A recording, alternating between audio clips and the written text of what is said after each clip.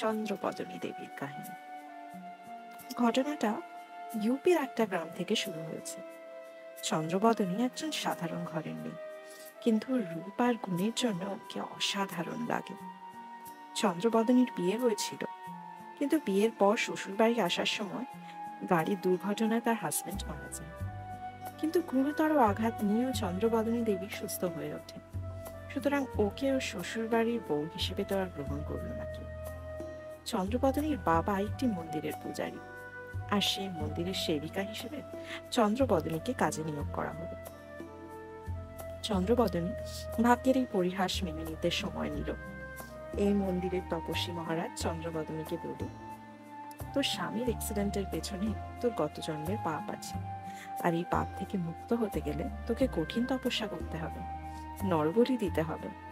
যদি পারিস তাহলে তুই তোর স্বামীকে ফিরে পাবি।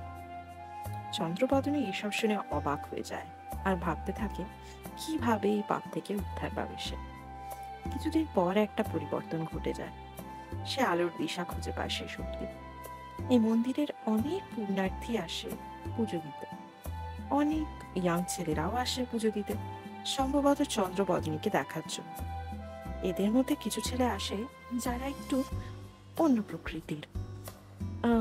যেমন চরণ নামের একটা ছেলে একদিন এসে চন্দ্রবদনীর সাথে দেখা করে বলল, আমি মানব দেবী চন্দ্রবদনীকে পুজো করতে চাই, আপনার সেবা করতে চাই, আমার ইচ্ছা পূরণ করুন। চন্দ্রবদনী একটু অবাক হয়েই বলল, আমাকে কেন সেবা করবে?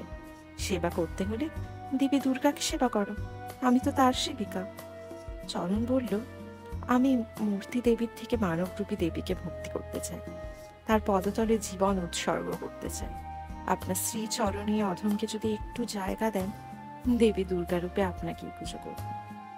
চন্দ্রবদনী বলল, আমাকে দেবী জ্ঞানে পুজো করতে চাইলে আমি যা যা বলবো সেই মতো চলতে হবে। প্রয়োজনে আমার হাতে তোমার মৃত্যুও হতে পারে। চরণ এক কথায় রাজি হয়ে গেল আর বলল, দেবী, আমার আরো 4 বন্ধু আছে যারা আমার মতো আপনার পায়ে জীবন উৎসর্গ করতে চায়। চন্দ্রবদনী বলল, তাহলে আমার কথা মতো তোদের আমার সাথে অনেক দূর নির্জন জায়গায় যেতে হবে। সেখানে আমি দেবী ও তোরা আমার কৃতদাস হয়ে থাকবি, আমার উচ্ছিষ্ট ভোজী হয়ে থাকবি। চরণ এই কথা শুনে আনন্দে নিজেকে আর সামলাতে না পেরে বলল, দেবী, আমি আপনার কৃতদাস হয়ে থাকতে চাই, আপনার উচ্ছিষ্ট খেয়ে থাকতে চাই, আপনার চরণামৃত খেতে চাই, আপনার প্রস্রাব অমৃতের মতো পান করতে চাই। চন্দ্রবদনী বলল, তোদের সব ইচ্ছে পূরণ করব। আর মনে মনে ভাবল, এদের দিয়ে যদি ওর পূর্বজন্মের পাপ ঘোচে তাহলে বেশ হয়। রুদ্রপ্রয়াগ থেকে অনেক উপরে ঝুলানো সেতু দিয়ে ওপারে রুক্ষ সূক্ষ্ম পাহাড়ের একটা গুহার ভেতর 5 জন শিষ্য নিয়ে চন্দ্রবদনী আশ্রম স্থাপন করে। তার রূপ চন্দ্রর ন্যায় স্নিগ্ধ, শান্ত, সাদা, উজ্জ্বল। দুর্গার 108 রূপের মধ্যে চন্দ্রবদনী কামেশ্বরী রূপে তার শিষ্যর কাছে পূজিত হয়। সন্ন্যাসীর জীবনে পূর্ব আশ্রম বলে কিছু থাকবে না। তাদের অতীত নেই, ভবিষ্যৎ নেই, শুধু বর্তমান নিয়ে বিরাজ করতে হয়। চন্দ্রবদনীর মতো রূপ মানুষের খুব কম হয়। তার রূপ তাকে যেন দেবীতে প্রতিষ্ঠা করেছে।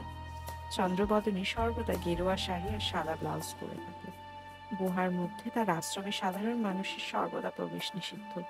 সপ্তাহে 2টি বিশেষ দিনে সাধারণ মানুষ প্রবেশ করতে পারে। গুহার আশেপাশে কোনো গ্রাম নেই, বেশ দূরে দূরে কিছু গ্রাম। তার শিষ্যরা নিজেদের প্রতিষ্ঠা করার জন্য গ্রামে গ্রামে ঘুরে বেড়ায়। এই শিষ্যরাও এই জীবনটা খুব ভালোভাবে বেছে নিয়েছে। তাদের পুরনো জীবনে ফিরে যাওয়ার তাদের আর কোনো বাসনা নেই। গ্রামের মানুষরা মধ্যবিত্ত, তাই ভগবানে ভক্তি বেশি। সন্ন্যাসিনীর ওপরও ভক্তি জন্মে গেছে।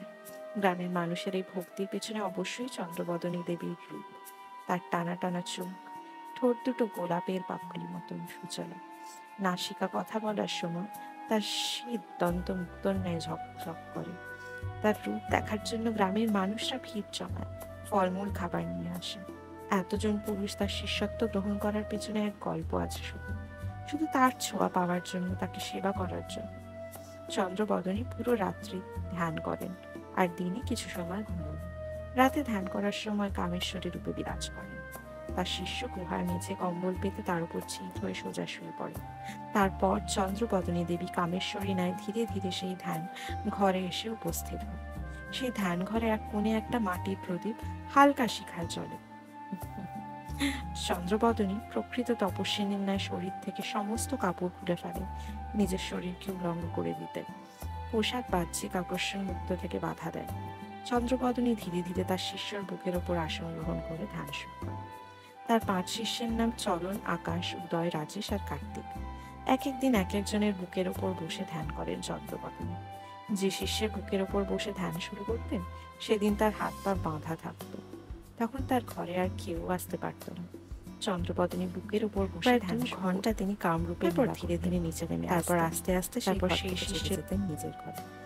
সকালে সবার আগে চন্দ্রবদনী ঘুম থেকে উঠে বালতিতে তার মহার্ঘ মূত্র বিসর্জন করে নিয়ম করতেন।